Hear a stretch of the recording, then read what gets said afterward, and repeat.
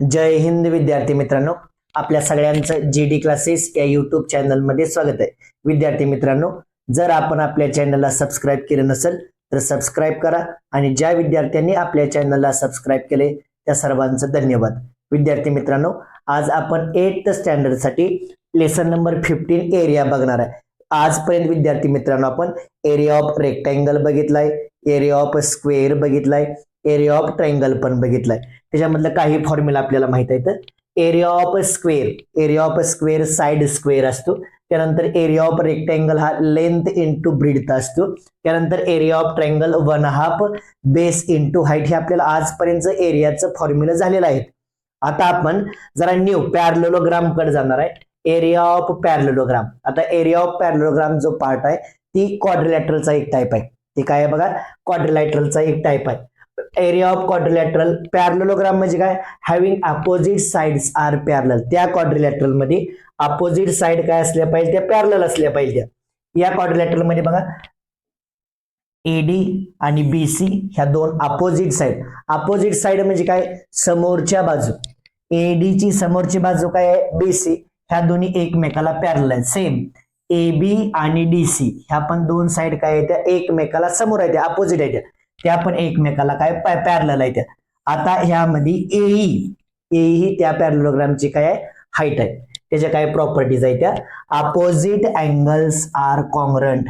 Parallelogram मध्ये opposite angles are congruent असतात. Opposite sides are congruent. Diagonal bisect each other. ही झाल्या properties of parallelogram.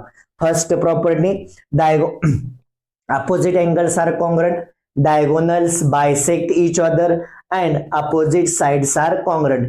ह्या तीन प्रॉपर्टी झाल्या पॅरलोग्रामच्या. आता आपण त्याचा एरिया बघूया. आता काय बघू आपण त्याचा area. Area of parallelogram. Area of पॅरलोग्रामचा फॉर्म्युला काय बघा, base into height. Area of parallelogram is base into height. त्याचा फॉर्म्युला काय आला बघा, area of parallelogram is equal to base into height.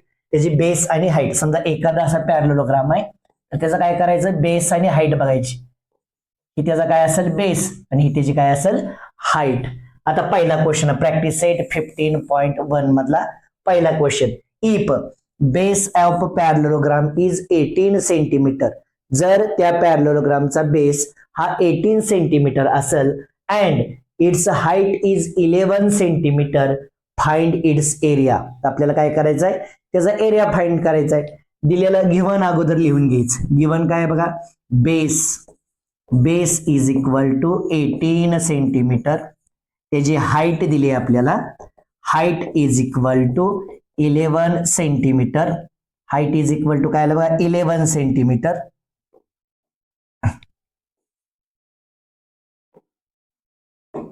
Base दिलाय आपल्याला 18 सेंटीमीटर, हाईट आहे त्याची 11 सेंटीमीटर. आपल्याला काय फाइंड करायचं बघा, एरिया फाइंड करायचा. एरिया इज इक्वल टू काय, कशाचा एरिया फाइंड करायचा आहे तर पॅरलोग्रामचा. पॅरलोग्रामच्या एरियाचा फॉर्म्युला काय बघा, base into height is equal to base into height. Base into height. आता बेसची व्हॅल्यू किती दिली बघा, base is equal to 18 multiply by height किती 11. आपल्याला 11 चा टेबल येत नाही. 11 8 जा 88, कॅरी इज 8, 11 1 जा 11 आणि 8 किती आलं 19. कशामध्ये एरिया कशामध्ये असतो बघा, centimetre square, otherwise square centimetre. Therefore area of parallelogram is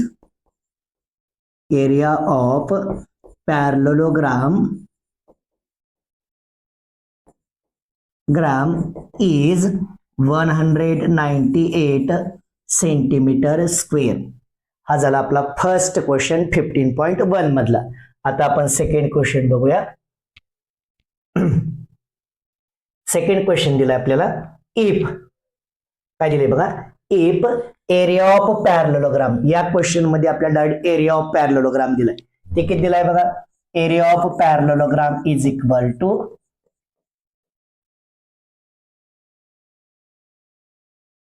gram is equal to 29.6 square centimetre दिलाय.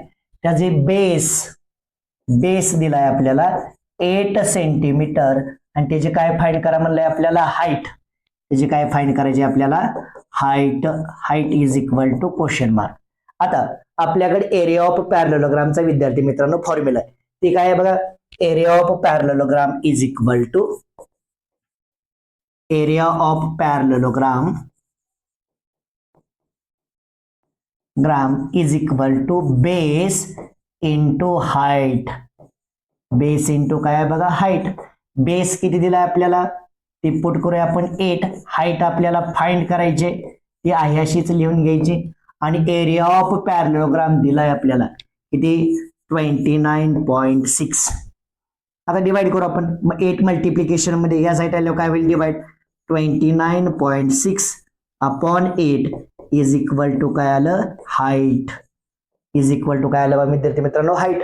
मग आता हाईट फाइंड करूया. तात्पुरता हा डेसिमल कन्सिडर करायचा नाही. 8 1 जा 8, 8 3 जा किती आलं, 24. 29 मधून 24 गेलं, राहिले किती, 5. त्याच्यावरती नेक्स्ट 6 घेतलं, 56 झालं. 8 7 जा 56 बिफोर 1 डिजिट डेसिमल. तर इथं पण काय करायचं विद्यार्थी मित्रांनो, बिफोर 1 डिजिट डेसिमल द्यायचा. 3.7 इज इक्वल टू काय आलं, हाईट. आता हाईट कशामध्ये बघा, बेस सेंटीमीटर मध्ये दिलाय, तर हाईट पण आपल्याला कशामध्ये असली पाहिजे, सेंटीमीटर मध्ये. Therefore height is equal to 3.7 centimetre. या क्वेश्चन मध्ये आपल्याला हाईट विचारली होती आणि बेस दिलता, त्याच्यावरून आपण हा फॉर्म्युला फाइंड केला. हाईट इज इक्वल टू किती आलं बघा, 3.7 सेंटीमीटर. हा झाला आपला क्वेश्चन नंबर 2. आता आपण थर्ड क्वेश्चन बघूया. नेक्स्ट क्वेश्चन इथं पण तीच दिले बा विद्यार्थी मित्रांनो. काय दिले बघा आपल्याला, area of parallelogram is 83.2 square centimetre आणि त्याची हाईट दिली 6.4 centimetre. Find the length of its base. त्याचा काय फाइंड करायचा, बेस. आता आपण फॉर्म्युला लिहूया. एरिया ऑफ पॅरलेलोग्राम ते आपल्याला माहित झालाय आता. Area of parallelogram is equal to base into height. Base into height. Area of parallelogram किती दिलाय बघा, 83.2. इथे लिहून घेणार आपण 83.2 इज इक्वल टू बेस आपल्याला फाइंड करायचा आहे. हाईटची व्हॅल्यू किती आहे, 6.4 इज इक्वल टू बघा मल्टिप्लिकेशन मध्ये या साईडला आल्यावर काय होईल, divide 83.2 upon 6.4 is equal to काय आलं बघा, बेस. इज इक्वल टू काय आलं, बेस. आता इथला डेसिमल कॅन्सल होते, म्हणजे काय आलं, 832 upon 64 is equal to base आला. 8 ने डिवाइड करूया. 8 8 जा 64, 8 1 जा 8, 8 0 जा 0 आणि 8 4 जा किती आलं, 32. Base is equal to 104 upon 8 is equal to काय आलं बघा, बेस. अजून डिवाइड करूया. 8 1 जा 8 राहिलं 2, त्याच्यावरती 4 घेतलं 24, 8 3 जा 24. Therefore base is equal to 13 centimetre. Base is equal to किती आलं बा, 30 सेंटीमीटर. मग 13 सेंटीमीटर काय स्टेटमेंट लिहायचं, देअरफॉर बेस ऑफ पॅरलेलोग्राम